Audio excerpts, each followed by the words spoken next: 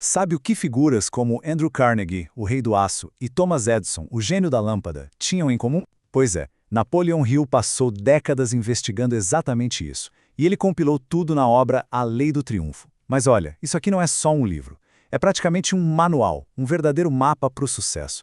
E é exatamente isso que a gente vai desvendar agora. Essa frase, ela é a semente de tudo, sabe? A base de toda a filosofia de Hill. O que ele está dizendo aqui é que, antes de qualquer vitória lá fora, no mundo real, a primeira batalha, a mais importante, tem que ser vencida aqui dentro, na mente. É uma virada de chave tanto, né? A crença firme, aquela de que é possível conseguir, deixa de ser só um sentimento bom e vira a primeira ferramenta estratégica. É o primeiro passo de verdade. Tá, legal. Mas e na prática? Como é que isso funciona? Bem, Hill argumenta o seguinte: pense em qualquer coisa grandiosa. Um arranha-céu imenso, um aplicativo que mudou o jeito como a gente vive. Nada disso começou com o primeiro tijolo ou a primeira linha de código. Não mesmo. Tudo começou com uma única ideia. Uma ideia que ficou ali, martelando, com uma intensidade quase obsessiva na cabeça de alguém. E é aqui que a gente chega no coração da filosofia dele, o tal do objetivo principal definido. É importante entender que isso não é um desejo vago, tipo, eu quero ter sucesso. Não, é para pensar nisso como as coordenadas exatas que se coloca num GPS. Sem esse destino claro, a pessoa fica só andando em círculos sem rumo. Agora, com esse objetivo, cada passo, cada decisão, tudo leva na direção certa. O processo para fixar esse objetivo pode até parecer simples demais, mas o poder por trás disso é imenso.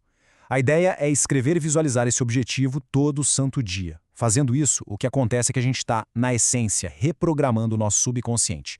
É a famosa autossugestão em prática. O objetivo deixa de ser uma ideia passiva, lá no fundo da mente, e vira um comando ativo. Um comando que começa a guiar as ações quase que no automático. E se alguém duvida, a história está aí, cheia de provas. Pensa só. Andrew Carnegie só pensava em aço. Gillette era lâmina de barbear 24 horas por dia. E George Eastman, a câmera Kodak. O ponto aqui é que eles não ficaram atirando para todo lado. Eles focaram, canalizaram toda a energia, todo o pensamento em um único ponto. E foi essa concentração, essa teimosia, essa coisa implacável que levou eles a um sucesso que a gente conhece até hoje. Ok? Então, ter um objetivo claro é o passo número 1, fundamental. Mas, o mapa não adianta nada se a gente não sair do lugar, se não começar a caminhada. Então agora, a gente vai ver como o Hill propõe transformar essa força do pensamento em ação de verdade, em coisa concreta. Para o Hill, a imaginação é como se fosse a oficina da mente. Eu gosto dessa analogia. É nesse lugar que os sonhos, as ideias começam a tomar forma e viram projetos. E olha que interessante. Não é sobre inventar algo do zero, do absoluto nada. É mais sobre ser criativo, pegar peças e ideias que já existem por aí e montá-las de um jeito novo, de uma forma que ninguém tinha pensado antes. Vamos pegar um exemplo genial que ele dá, o da Piggly Wiggly. O criador, Clarence Saunders, ele não inventou o supermercado e também não inventou o autoatendimento.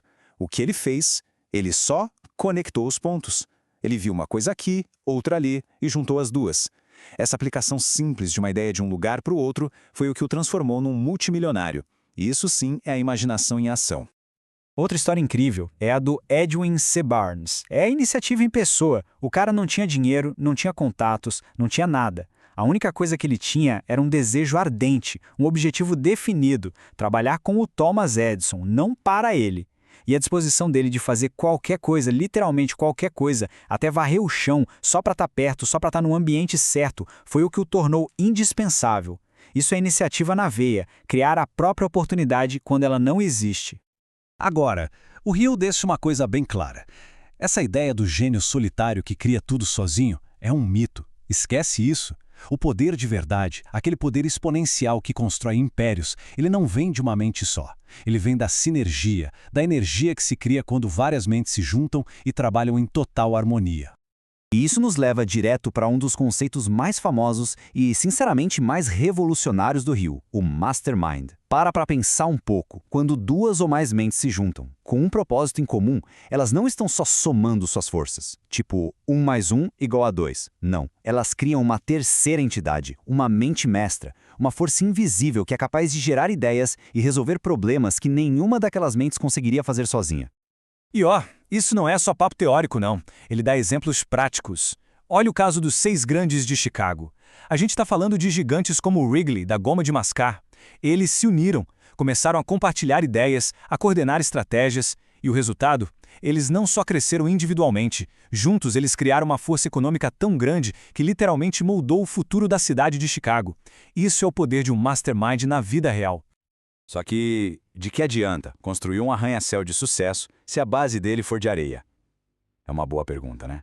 Para Napoleão Hill, todo esse poder da mente, da ação, das alianças, tudo isso desmorona se não tiver um alicerce sólido de caráter. É a disciplina, a integridade, que vai sustentar o sucesso de verdade, aquele que dura. E aqui ele faz uma distinção que é crucial. Presta atenção nisso.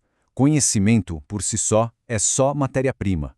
É como ter um monte de tijolo espalhado. Uma pessoa pode ler todos os livros do mundo e não ter poder nenhum. O poder de verdade, segundo ele, só aparece quando esse conhecimento é organizado, é classificado e, o mais importante de tudo, é colocado em ação para resolver um problema real, um problema específico. Sabe o hábito de economizar dinheiro? Para o Hill, isso vai muito, mas muito além da grana. É, na verdade, um exercício diário de autodisciplina. A lógica dele é bem simples e direta. Se uma pessoa não consegue nem gerenciar os pequenos recursos que tem agora, como é que ela espera conseguir gerenciar os grandes recursos que quer ter no futuro? Faz sentido, né? É o campo de treinamento perfeito para o autocontrole. E olha só, a matemática não mente. É aqui que a gente vê a mágica dos juros compostos em ação. Uma quantia que parece pequena, tipo $5 por mês, com o tempo, ela se transforma em algo bem substancial. O segredo não está na quantia em si, mas na consistência, naquela disciplina implacável de fazer isso todo mês, sem falhar. É a prova viva de que pequenos hábitos, quando repetidos, geram resultados gigantescos. Vamos quebrar isso ainda mais. 17 centavos por dia. É isso. Só isso.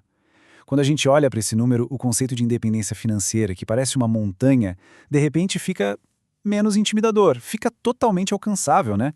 É a prova definitiva de que a disciplina de todo dia, mesmo que seja numa coisinha mínima, é uma força absurdamente poderosa. E um pilar fundamental do caráter é o jeito como a gente lida com os problemas, com os contratempos. Pro Hill, a palavra fracasso nem deveria existir. Ele chama de derrota temporária. Cada erro, cada tropeço não é um ponto final. É uma aula valiosa. É como se o universo estivesse dando uma dica, um toque, de como fazer melhor da próxima vez. É legal pensar que o Hill não via esses princípios como uma listinha de coisas para fazer. Ele via como um exército de qualidades. Imagina só. O objetivo principal definido é o general, dando as ordens. A iniciativa e a autoconfiança estão lá na linha de frente, abrindo o caminho. Com um exército desses, o sucesso vira uma consequência quase que inevitável da batalha. Cada uma dessas qualidades é um soldado lutando a favor de quem o comanda. E agora, para amarrar tudo isso, para dar a liga em todos esses conceitos, o Hill apresenta o princípio final. E ele não apresenta isso como uma sugestão moral, seria legal ser, não. Ele apresenta como uma lei fundamental do universo do sucesso, tão certa e tão inevitável quanto a lei da gravidade. E a lógica por trás disso é irrefutável. Pensa bem, um sucesso que é construído em cima do prejuízo de outra pessoa é um castelo de cartas. Uma hora ele cai. É simplesmente insustentável. A única maneira de construir algo que dure de verdade é através da cooperação, do benefício mútuo. O sucesso que permanece, o sucesso duradouro, é sempre um jogo de ganha-ganha. E essa citação, ela resume o motor por trás de toda a filosofia dele. E entenda, não se trata de ser bonzinho, de caridade, é estratégia pura. O universo, os negócios, a vida, tudo isso funciona recompensando o valor. O retorno que se tem, seja em dinheiro, em respeito, em oportunidades, vai ser sempre uma consequência direta do valor que se entregou primeiro. E com isso, a gente fecha o círculo. A gente volta lá para o ponto de partida, a mente, mas agora com um mapa muito mais completo nas mãos. A filosofia do Napoleão Hill, ela não foi feita para ficar bonita numa estante, para ser admirada. Ela foi feita para ser usada, para ser aplicada no campo de batalha que é a vida. E no final, a única pergunta que realmente importa, a que fica no ar, é essa. Qual seria o grande objetivo principal definido capaz de transformar tudo?